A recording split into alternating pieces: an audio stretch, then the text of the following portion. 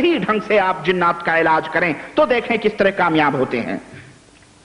آپ اسے حکم دیں، آپ اسے بتلائیں کہ اسلام زبردستی اسلام میں نہیں ہے، میں تمہیں زبردستی نہیں کر رہا ہوں، لیکن تم آئے ہو تو اسلام کی خوبیاں سنو اور مسلمان ہو جاؤ. اگر وہ مسلمان ہو جائے تو اسے کہو تم توبہ کرو، اور پھر اس کے بعد توبہ کا طریقہ اس کو بتلائیں، اور اس سے یہ بھی بتلائیں کہ توبے کے شرطوں میں سے ایک شرط یہ ہے کہ جو ظلم تم کر رہے ہو اس ظلم سے ہاتھ کھینچ لو، باز آ جاؤ، آئندہ یہ ظلم نہیں کرنا، تب تو سمجھو تمہاری توبہ قبول ہے کہ تم اس جسم سے نکل جاؤ. اور اگر وہ اس طرح کا مسلمان ہو گیا تو ٹھیک ہے، لیکن اگر وہ ضد پہ اڑا ہوا ہے اور کہہ رہا ہے کہ نہیں ہم نہیں نکلیں گے، تو آپ اسے کہیں اسلام کے اندر زور اور زبردستی نہیں ہے، لیکن ہم تمہیں حکم دیتے ہیں کہ تم نکل جاؤ جسم سے. اگر وہ نکل گیا تو الحمدللہ، لیکن اگر وہ جو ہے کیا کہتے ہیں اڑا رہا کہ ہم نہیں نکلیں گے، تم کیا کر لو گے، یہ ہے وہ ہے، تو آپ اس کو ڈرائیں اور کہیں ڈرائیں اس کو. اور اگر ضرورت پڑے تو اپنے ساتھ ہمیشہ اتنا موٹا ڈنڈا رکھیں، یہ بھی یاد رکھیں، ہاں اتنی بڑی چھڑی بنوا کے خوب مضبوط رکھیں، وائر لپیٹ کے، ہاں صحیح بتا رہا ہوں میں، خوب چمڑا ومڑا لپیٹ کے رکھیں، ضروری ہے. تو آپ رکھیں اور کہیں کہ تم نکل جاؤ، نہیں تو پھر ہم اس سے تمہارا علاج کریں گے. لیکن مارنے کے لیے بھی طریقہ ہونا چاہیے، ہاں مارنے کے لیے بھی طریقہ ہونا چاہیے.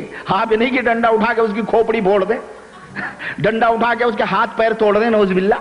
بھائی اس کا بھی طریقہ ہے.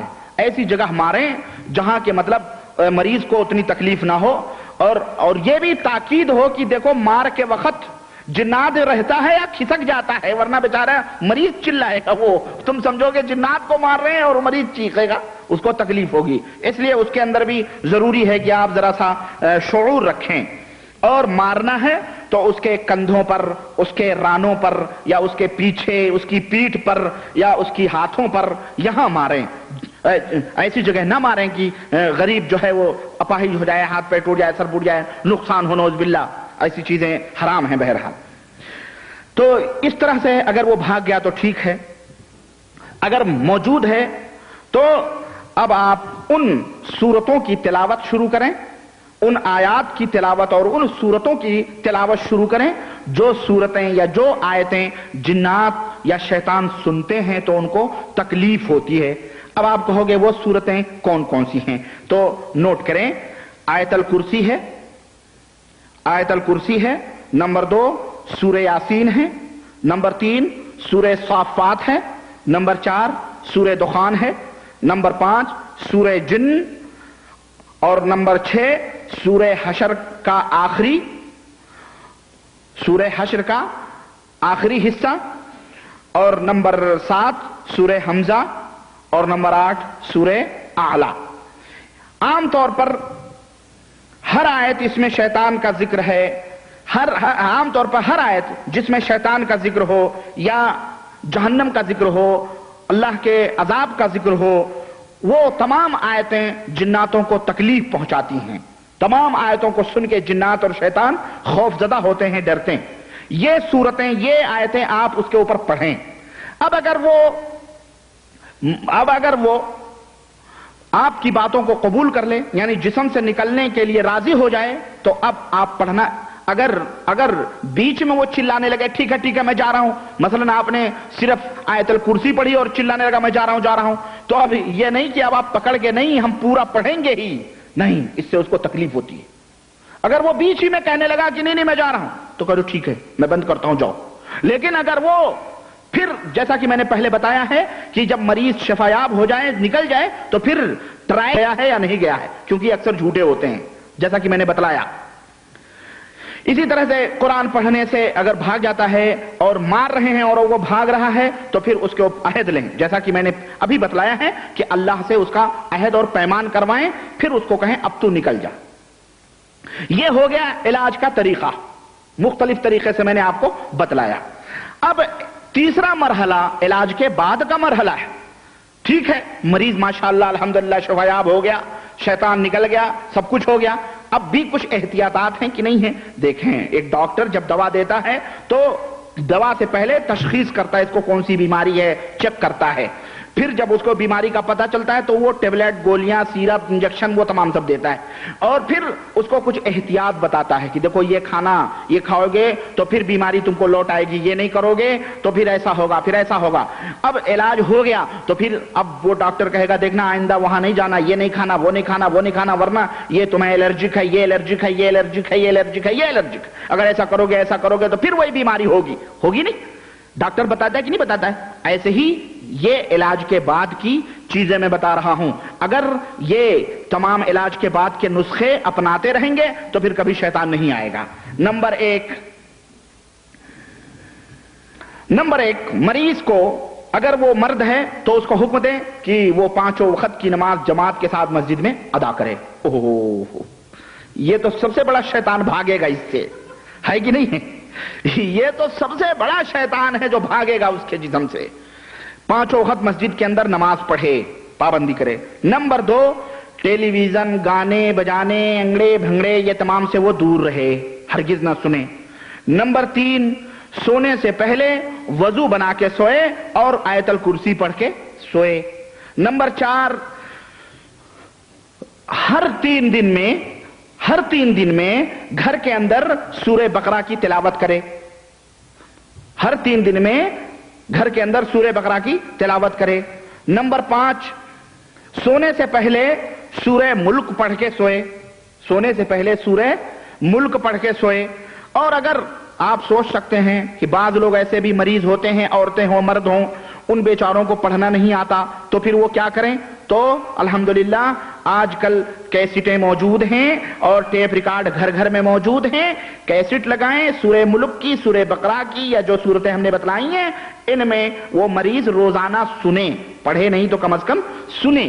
سننے کا طریقہ یہ نہیں ہے کہ کیسٹ لگا دیا بیٹھ کے کھانا گپ گپ مار رہے ہیں، کھا رہے ہیں، ارے کیسٹ تو چل رہی ہے، نہیں، جس طرح پڑھنے کے لیے وہ وقت دیتا ہے اتنا ہی وقت خالص سننے کے لیے وہ دے، یہ ہے پڑھنے کا مفہوم۔ آج کل بڑے بڑے ہیلے نکلے، کچن میں لگا دو، کام بھی کرتے رہو، سورہ بقرہ سن رہے ہیں، ہو گئی تلاوت، خلاص، نہیں، اس وقت باوضو ہو کے فارغ ہو کے بیٹھ کے وہ پوری سورہ بقرہ سنے، یا سونے کے وقت وہ پورا کام کرے، سمجھ رہے ہیں آپ؟ قرآن کو بنا لیا شیطان بھگانے کے لیے، بس صبح شام چم چام کر کے اگربتیاں جلوا کے زینت بنا کے رکھے ہوئے، کبھی کوئی نصیب ہی نہیں ہوتا، کوئی مر گیا تو خافت جی لوگوں کو بلا کے سپارے پڑھوا دیے، نان کھٹائیاں تقسیم کر دی، کھلاؤ، اللہ اللہ خیر صلی اللہ، ہمارا مریض ہمارا میت جنت میں چلا گیا، بس خلاص، یہ مسلمانوں نے بنایا، اللہ ہدایت دے بس۔ اسی طرح سے ہر صبح سورہ یاسین کو پڑھے یا کم از کم وہ کیسٹوں میں سنے۔ نمبر 7، نیک لوگوں کی صحبتوں میں بیٹھے اور برے لوگوں سے وہ دور رہے، اچھے لوگوں کی صحبت اختیار کرے۔ نمبر 8، اگر وہ عورت ہے تو اسے حکم دیا جائے کہ وہ پردہ کرے، اگر بے پردہ پہلے تھی تو علاج کے بعد اس کے اوپر ضروری ہے کہ وہ پردہ کرے، اس لیے کہ جو عورتیں بے پردہ ہوتی ہیں شیطان ان سے بہت قریب ہوتا ہے۔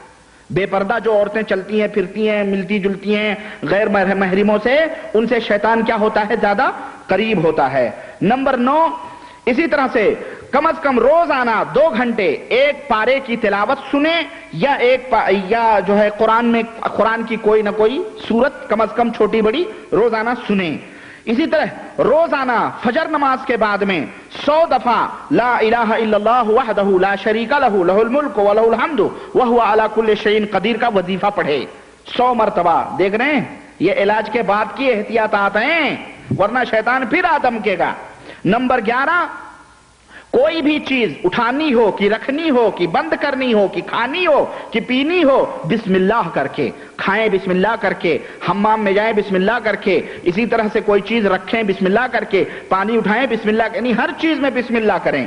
نمبر 12، اکیلے نہ سوئیں، اکیلے سونے سے پرہیز کریں، گھر میں ماں کے ساتھ سو جائے، اگر وہ کنواری ہے لڑکی ہے عورت تو ماں کے ساتھ سو جائے، یا مطلب گھر میں اکیلے نہ سوئے، یہ احتیاط رہے۔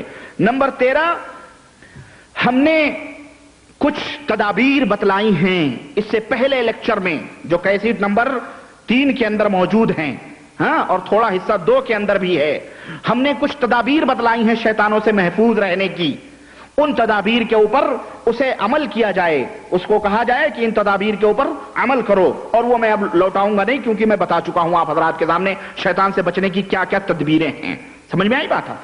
نمبر پھر نمبر 13 یہ بات ختم ہو گئی. پھر اس کے بعد میں 1 مہینے تک اس کو کہا جائے اس کے اوپر عمل کرو, 1 مہینے تک اس کے اوپر عمل کروایا جائے.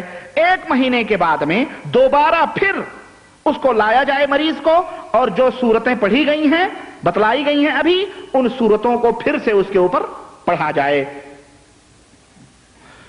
سمجھ رہے ہیں؟ پھر صورتوں کو پڑھا جائے تاکہ مکمل طور پر یہ پتہ چل سکے کہ آیا پھر وہ آیا کہ نہیں آیا, شیطان کی چلا گیا ہمیشہ کے لیے. اگر وہ چلا گیا ہے تو کہہ دیں کہ بھائی اب وہ جو تدابیر شیطان سے بچنے کی ہم نے بتلائی ہیں ان کے اوپر عمل کرتے رہو. یہ ہو گئی بات آپ کی تدابیر کے بعد کی تیسرے مرحلے کی تشریح اور اس کی تفصیل. اچھا, علاج کرنے والے کے لیے کچھ ضروری ہدایات, علاج کرنے والے کے لیے مزید کچھ ضروری ہدایات. وہ جو میں نے پہلے بتلایا ہے وہ علاج کرنے والے کے کچھ صفات ہیں, یہ علاج کرنے والے کے لیے کچھ ضروری ہدایات ہیں. نمبر 1, کبھی کبھی جب وہ آیتیں مریض پڑھے اور مریض کے حالت کو دیکھے اور اس کے منہ سے یعنی تھوک نکلنا شروع ہو, یا اس کی سانسیں رکنی شروع ہوں, یا گھگھیانا شروع ہو کہ جیسے اس کا کوئی گلا دبا رہا ہو, ہاں, اور اس کے باوجود بھی کوئی چیز حاضر نہ ہوتی ہو, تو 3 دفعہ انہی صورتوں کو جو ہم نے بتائی ہیں پیچھے 16 قسم کی آیتیں, ان کو 3 دفعہ اس کو پڑھا جائے. یعنی صرف گھگھیا رہا ہے, منہ سے خون پانی نکل رہا ہے یا چلا رہا ہے بس, لیکن حاضر نہیں ہو رہا ہے, تو یہ نہیں کہ بھئی ایک ہی دفعہ میں چھوڑ دیا جائے, نہیں, 3 دفعہ اس کے اوپر پڑھا جائے. اگر اس کے باوجود بھی کچھ بھی ظاہر نہ ہو, کچھ بھی حاضر نہ ہو, جن وغیرہ, تو پھر اس کو چند تعلیمات دی جائیں. وہ تعلیمات کیا ہیں؟ وہ یہ ہیں. نمبر 1, 5 وقت کی جماعت کے ساتھ نماز کی حاضری. نمبر 2, گانے بجانے موسیقی وغیرہ یہ تمام سب ٹیلی ویژن وغیرہ سے دوری. نمبر 3, سونے سے پہلے وضو اور آیت الکرسی کا پڑھنا. نمبر 4, گھروں کے اندر جاندار یا جس کمرے میں وہ رہتا ہے جاندار چیزوں کی تصویروں سے پاکی. نمبر 5, ہر چیز کے اندر بسم اللہ کرنا. نمبر 6, زیادہ سے زیادہ لا الہ الا اللہ, لا الہ الا اللہ محمد رسول اللہ, لا الہ الا اللہ پڑھنا. نمبر 7, سونے سے پہلے سورہ صافات, سورہ دخان, سورہ جن پڑھنا اور سونا یا ان صورتوں کا سن کر کے سونا. نمبر 8, ہر صبح سورہ یاسین, سورہ رحمان اور سورہ معارج کا پڑھنا یا سننا. نمبر 9, اکیلے نہ سونا. نمبر 10, صبح اور شام کے جو اذکار ہیں جو ہم نے بتائے ہیں آپ کو پچھلے محاضروں میں, ان اذکار کو پڑھنا یا ان کا سننا.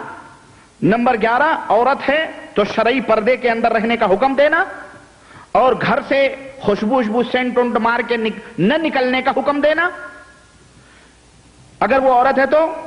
نمبر 12, مرد کے لیے جائز ہے بھائی, مرد کے لیے خوشبو لگانا جائز ہے. یہ عورت کی میں بات بتا رہا ہوں. 11 نمبر جو ہے کہ پردے کے ساتھ رہیں, اور اسی طرح مرد بھی بے پردہ عورتوں کے ساتھ نہ ملے. یہ بھی ہے, مرد جو عورتیں اس کے لیے اوپر حرام ہیں, جائز ہیں, حلال ہیں, ان کے سامنے نہ ہو, بلکہ یعنی ان کے ساتھ نہ ملے, بلکہ ان کو پردے کا حکم دے. نمبر 12, چند صورتیں ہیں جو میں ابھی بتا رہا ہوں, ان صورتوں کو ترتیب کے ساتھ, جو مصحف قرآن کے اندر ترتیب ہے اسی کے ساتھ ریکارڈ کروا کر کے, ہاں, ہفتے میں ایک دن 4 یا 6 مرتبہ ان صورتوں کو سننا. ہاں, ان صورتوں کو 4 یا 6 مرتبہ ہفتے میں ایک دن سننا. وہ صورتیں کون کون سی ہیں؟ نمبر 1, سورہ فاتحہ. نمبر 2, سورہ بقرہ. نمبر 3, سورہ آل عمران. نمبر 4, سورہ انعام. نمبر 5, سورہ ہود. نمبر 6, سورہ کہف. نمبر 7, سورہ حجر. نمبر 8, سورہ سجدہ. نمبر 8, سورہ احزاب. نمبر 9, سورہ یاسین. نمبر 10, سورہ صافات. نمبر 11, سورہ فصلت. نمبر 12, سورہ دخان. نمبر 13, سورہ فتح. نمبر 14, سورہ حجرات. نمبر 15, سورہ قاف. نمبر 16, سورہ ذاریات. نمبر 17, سورہ رحمان. نمبر 18, سورہ حشر. نمبر 19 سورہ صف، نمبر 20 سورہ جمعہ، نمبر 21 سورہ منافقون، نمبر 22 سورہ ملک، نمبر 23 سورہ معارج، نمبر 24 سورہ جن، نمبر 25 سورہ تکویر، نمبر 26 سورہ انفطار، نمبر 27 سورہ بروج، نمبر 28 سورہ طارق، نمبر 29 سورہ اعلی، نمبر 30 سورہ غاشیہ اور نمبر 31